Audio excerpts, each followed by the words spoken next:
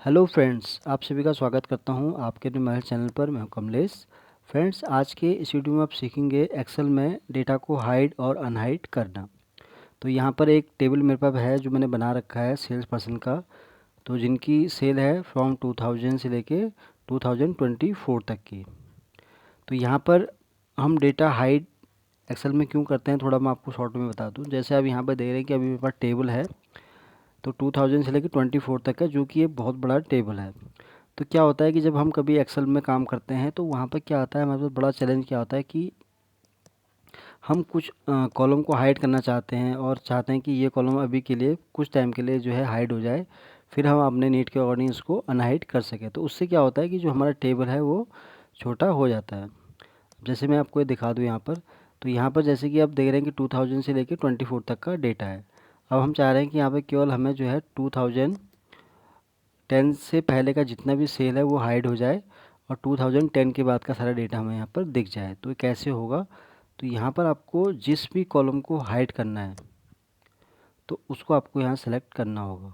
तो हमें जैसे यहाँ पर 2010 से अगर पहले का डेटा हाइड करना है तो उसके लिए हमें यहाँ पर 2000 को पहले सेलेक्ट करना पड़ेगा कॉलम को। देन हमें शिफ्ट प्रेस करके यहाँ पर हमें 2009 तक इसको इस तरह से यहाँ पर सेलेक्ट करना होगा। तो ये तो आपको पहला स्टेप है जो आपको करना ही है। तो जब आप ये कर लेंगे तो आपको यहाँ पर फिर करना है राइट क्लिक, और यहाँ पर ऑप्शन दिखेगा आपको एक हाइड का, तो इसको आप क्लिक करना है अपने।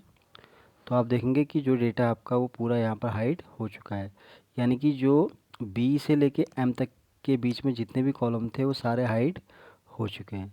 तो अब अभी आपने देखा कि टेबल कितना छोटा हो गया और हमें जो नीड थी उसके अकॉर्डिंग 2010 से लेके 2024 तक का ही हमारे यहाँ सेल का फिगर है।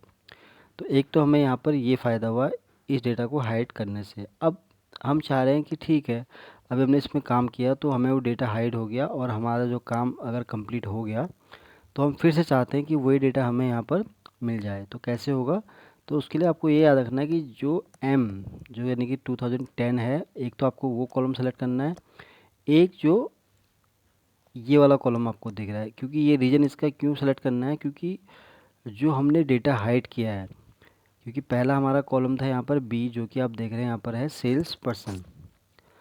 तो उसके बाद का जो कॉलम है वो है C D E F G H I J K L, L तक का जो डेटा है वो यानी कि इन 2010 से पहले के ईयर का है। तो इसलिए हम यहाँ पर बी और एम कॉलम को आपको सेलेक्ट कर लेना है।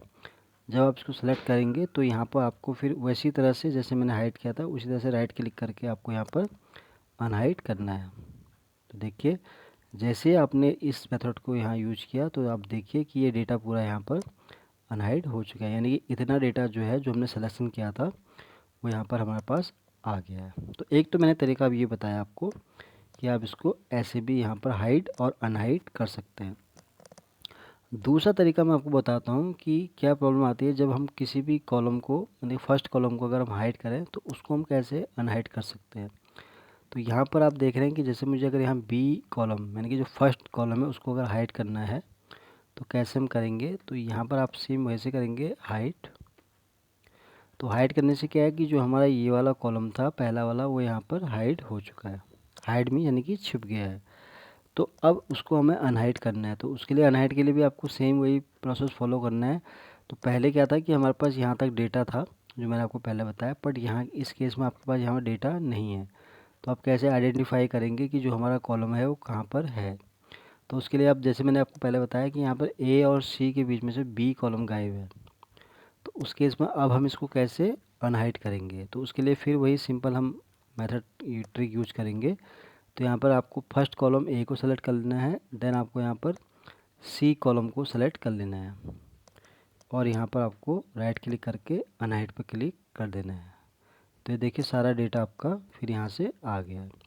तो सेम इसी तरह अगर आप यहाँ पे लास्ट का कॉलम भी अगर आपको हाइड करना है इसी तरह से, तो यहाँ पर हाइड करेंगे और फिर क्योंकि जेड से लेके ए बी के बीच का ही वो डेटा था जो हमने ऐड किया, तो यहाँ पर आपको जेड को पहले रेफरेंस मान के फिर ए बी को रेफरेंस मानना पड़ेगा और यहाँ पर आप क्लिक करेंगे अनहाइड।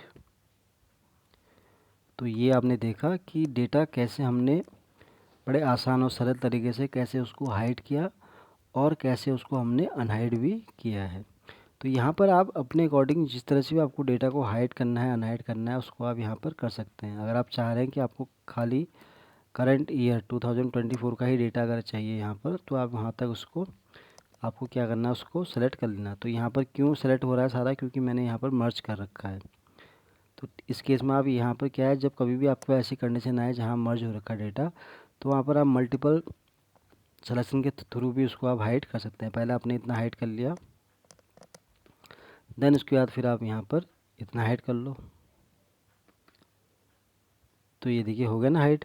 हमारे पास सेल क्या रहेगी, खाली सेल्स पर्सन का नाम आ गया और करंट ईयर है 2024 का यहाँ पर डेटा आ गया है। अब कैसे हाइड अनहाइड करना है आपको, सेम वही फिर आपको करना है। तो यहाँ से सेलेक्ट कर लेना है। अनहाइड पे जब आप क्लिक करेंगे तो सारा डेटा देखिए आपके सामने फिर आ गया वैसे ही जैसे कि हमारे पास पहले था।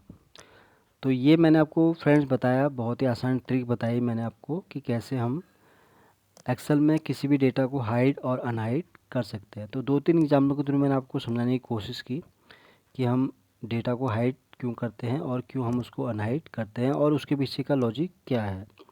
तो फ्रेंड्स आज के वीडियो में बस इतना ही है। उम्मीद करता हूँ ये वीडियो आपको बहुत पसंद आया होगा। अगर ये वीडियो आपको अच्छा लगा तो प्लीज़ इसको आप लाइक करें, शेयर करें और चैनल को सब्सक्राइब ज़रूर करें फ्रेंड्स, ताकि आपको इस तरह के नए नए वीडियो डेली देखने को मिल सके। Thank you.